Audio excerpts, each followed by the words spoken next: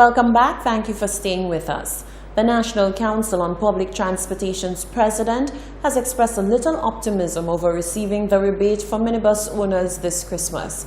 The money which is due covers an 8-month period for 2018. Solange Alfred tells us more. The National Council on Public Transportation has spoken out about the promised Christmas rebates. In a recent broadcast of Hot 7 News, Minister for Transportation Guy Joseph explained that the drivers were promised the rebates for Christmas, not before then. We did not promise by November 15th. We said they would get paid before Christmas. Christmas is not that far away. Everybody will see if they'll get paid before Christmas. However, after reaching out to the president of the National Council on Public Transportation, Godfrey Ferdinand, he highlighted that still no rebates have been received, and to receive the said rebates at this point would mean that the rebates would not reach the drivers on or before Christmas if they were to go through the processing and procedures. We are still awaiting the minister to give us an indication to what day or date we should get the rebate.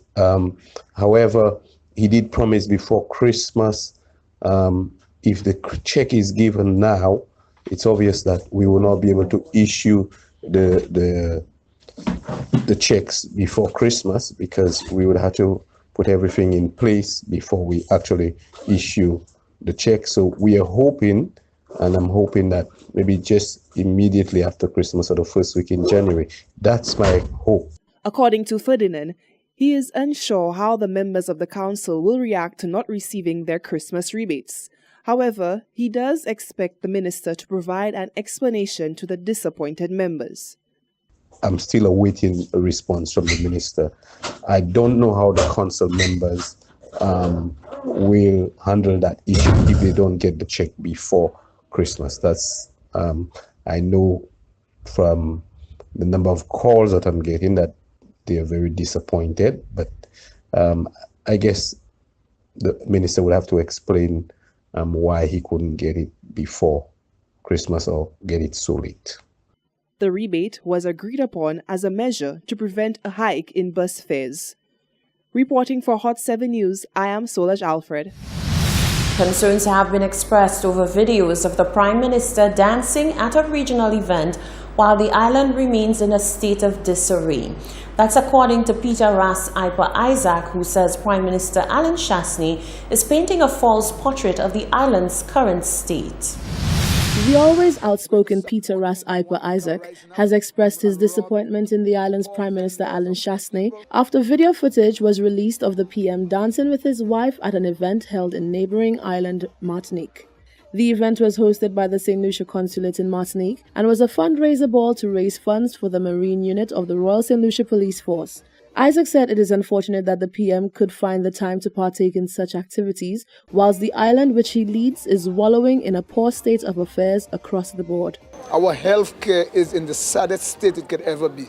I've never seen it like that before in my whole life. Crime is on the rise. And I'm even saying that St. Lucian people are good people because the kind of pressure that's on people now, I find crime is still at a minimum. Economically, in terms of unemployment, it's terrible. It's in a devastating state for the youths. 40% unemployment in St. Lucia. And when I see our Prime Minister is dancing away, as if to say things are so nice in the country. And some people may think I'm being prophetic, but the reality about it is that you need to be a little more discreet about these things. Isaac said Prime Minister Alan Shasney is painting a false portrait of the island's current state. The video, he said, is a show of disrespect for the people of St. Lucia, especially those who are suffering most from the societal ills plaguing the nation. When the situation in a country is so dire, and then you have the head of state is making it look as if, he's in paradise. This is something that I am very concerned about. We need to show that we have respect for our people. And we need to show them that while they are struggling, while they are making all the sacrifices in life, the leaders have to be cognizant of the fact that they have to show some restraint and show that they are seriously working on the problems that are affecting the country generally, and not trying to show people without any kind of not being discreet, that they are just dancing their life away. And to me, this is a serious piece of shame. The fundraiser took place on Friday, December 14th. Reporting for Hot 7 News, I'm Rochelle Gonzalez. The island's Prime Minister says his focus at present to combat crime is three-pronged: beef up the judiciary, implement and use technology, and implement social programs. The Alan Chastney-led government has been on the receiving end of criticism from the opposition, which claims that the UWP, while in opposition, convinced citizens that they had the answers to crime.